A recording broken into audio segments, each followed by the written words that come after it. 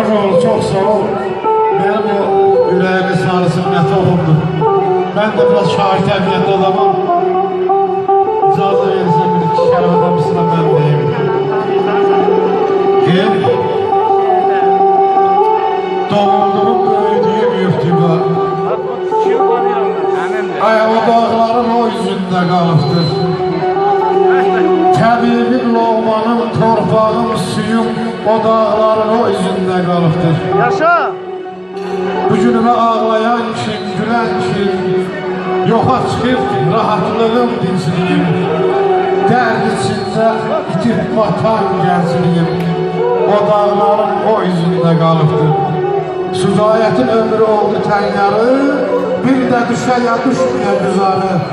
Ata, ana, qardaş, bacı məzarı, o dağların o yüzündə qalıbdır. Yaşa, yaşa! Allah Süzayətə rəhmət eləsin. Yaşa! Sağ ol, var ol.